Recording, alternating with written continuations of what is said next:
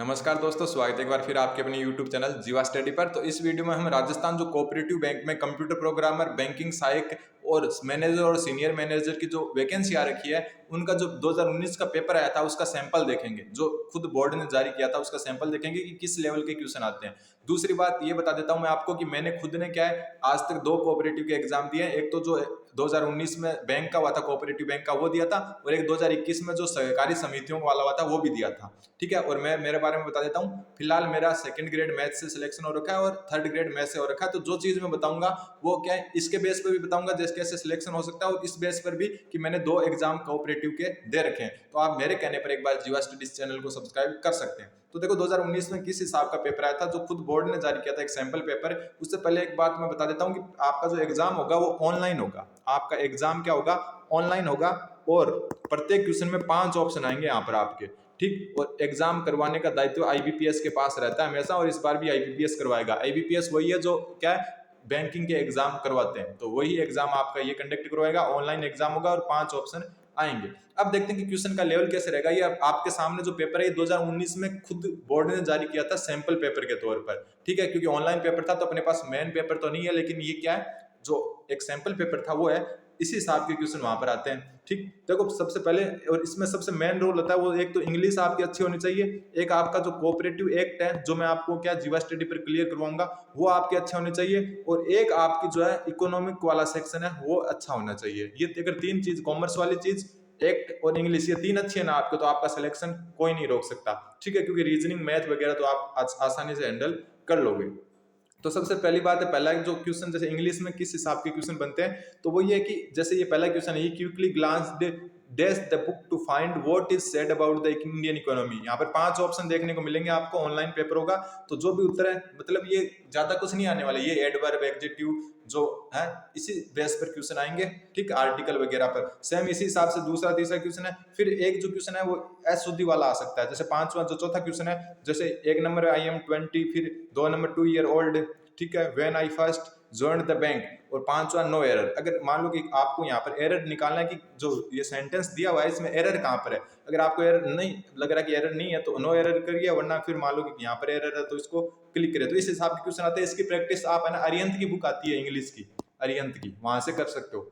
अरिहंत की बुक आती है इंग्लिश के लिए, आपको आराम से मिल जाएगी अरिहंत की बुक, जिसमें क्या है, एकदम यही जो है बैंकिंग के ही क्वेश्चन क्लियर करवाए होते हैं। तो अगर आपके पास अरिहंत की बुक नहीं है तो आप कहीं से ले लो, वरना फिर अरिहंत की बुक की पीडीएफ आपको कहीं ना कहीं डाउनलोड करके मिल जाएगी। तो अरिहंत की जो बुक आती है इंग्लिश की, उसमें से डायरेक्ट ऐसे क्वेश्चन आते हैं। मैंने खुद ने ये उस टाइम एक्सपीरियंस किया था, मैंने कई एक बैंकिंग एग्जाम पहले दिए थे, फिर मैंने उनको छोड़कर फिर टीचिंग एग्जाम में आ गया राजस्थान में, और वहां पर अभी मेरा 2 में सिलेक्शन साथ में हो रहा है। इसलिए आप मेरे कहने पर एक बार जीवा स्टडी को सब्सक्राइब कर सकते हैं। तो इंग्लिश के लिए मैं आपको सजेस्ट करूंगा अरिहंत की कोई भी बुक आप ले सकते हो। ठीक है, फिर बात करते हैं कि मैथ के क्वेश्चन किस हिसाब के आएंगे। तो मैथ के देखो इस हिसाब के आएंगे कि 10 रुपए नींबू के भाव, 6 नींबू की कीमत कितने रुपए होगी। ठीक है, 10 रुपए प्रति नींबू है, एक नींबू कितने रुपए का है, 10।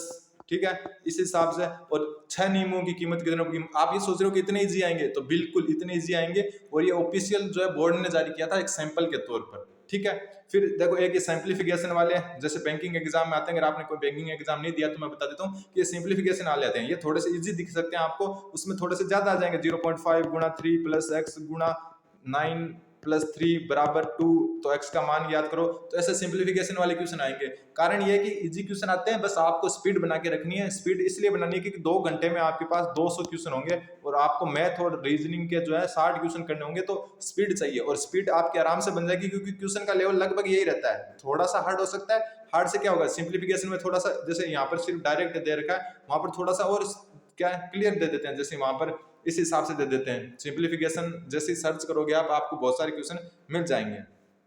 ठीक, फिर आती है जो तर्क शक्ति। तर्क शक्ति में आपके ज्यादातर आती है जो पजल आती है। पजल किसे कहते हैं, पजल होती है जैसे ये होता है ना लाइन वाली, एक तो कि एक लाइन में 7 जो है स्टूडेंट बैठे हैं, एक जो है रीना मीना से इतनी दूर बैठी है, रवीना सीता से इतनी दूर बैठी है, 5वें नंबर पर वो बैठा है, मीरा सीता के बाईं ओर बैठी है। ऐसे करके जो क्वेश्चन आते हैं ना पजल वाले, वो आते हैं। प्लस एक जो राउंड टेबल वाली पजल आती है कि एक जो है गोल मेज है, उसका 7 जो है 7 लोग बैठे हैं। इसमें यह बता देते हैं कि राम श्याम के दाईं ओर बैठा है, श्याम और राहुल के बीच में एक स्टूडेंट बैठा है तो यहाँ राहुल आ जाता है, ठीक है। राहुल और राम के बीच में 4 हैं, इस हिसाब से जो बनते हैं वो पजल आती है। तो इस हिसाब के 3 क्वेश्चन आते हैं पजल के, और प्रत्येक में 4-4 क्वेश्चन तो कम से कम होते हैं। तो 12 से लेकर 15 क्वेश्चन यहाँ तक क्या हो जाते हैं, पजल के आ जाते हैं, ठीक। और कुछ रिलेशन के भी आते हैं, जैसे ब्लड रिलेशन वगैरह के, और एक फिर ये कोड वर्ड वाले भी आते हैं, तो ऐसे क्वेश्चन भी आते हैं। तो पजल वाले लगभग आपके 30 में से लगभग 15 नंबर आपके पजल से कवर होंगे, जिसमें एक तो राउंडेड पजल आ जाएगी जिसमें 7 व्यक्ति बैठे, एक लाइन वाली आ जाएगी जिसमें 7-8 व्यक्ति बैठे हैं, और एक आपकी कोई बिल्डिंग वाली आ जाती है कि ए फ्लोर पर ये रहता है, बी पर ये रहता है, सी पर ये रहता है, तो आपको बताना होगा कि कौन सा किस पर रहता है। तो ये सभी आ जाता है। फिर हम बात करें राजस्थान संबंधी ज्ञान, तो राजस्थान संबंधी ज्ञान इतना कोई हार्ड नहीं आता है। राजस्थान जीके जो नॉर्मल आपका पड़ता है, मतलब भूगोल वगैरह, कला संस्कृति, ज्यादातर जो आता है जियोग्राफी और इतिहास में से आता है। जियोग्राफी और हिस्ट्री से ज्यादा क्वेश्चन यहाँ पर कवर होते हैं, ठीक। और ये देखो कंप्यूटर की जो है कंप्यूटर ज्ञान, ये मैंने कंप्यूटर का आपको दिखा दिया। तो इसमें क्या लेन जो है, लेन का पूर्ण नाम क्या है, संगत को छांटिए, तो ऐसे क्वेश्चन आते हैं। बाकी कोई आपको प्रॉब्लम नहीं आने वाली। मेन आपके ये जो लेखा वाला है, 5वां अकाउंटेंसी वाला, और छठा सेक्शन जो है कंप्यूटर एक्ट 2001 और 3, इनमें आपको थोड़ा सा क्या पढ़ना पड़ेगा, वो मैं आपको जीवा स्टडी पर क्या कवर करवाता रहूंगा। इस बात की आप बिल्कुल टेंशन ना लें।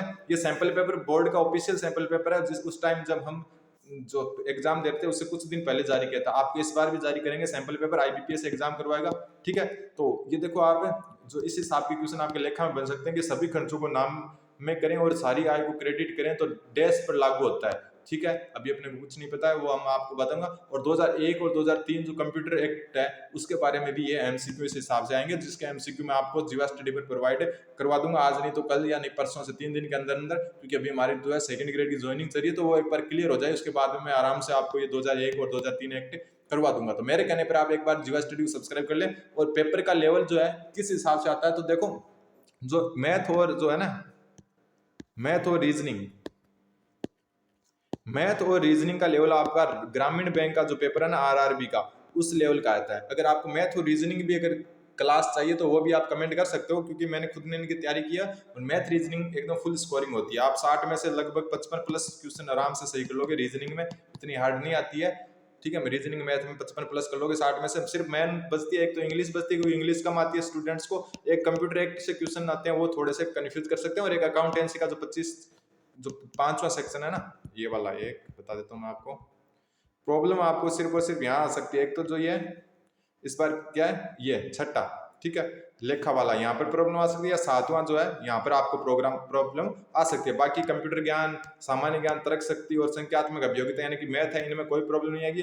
एक नंबर अंग्रेजी में आपको थोड़ी सी प्रॉब्लम आ सकती है।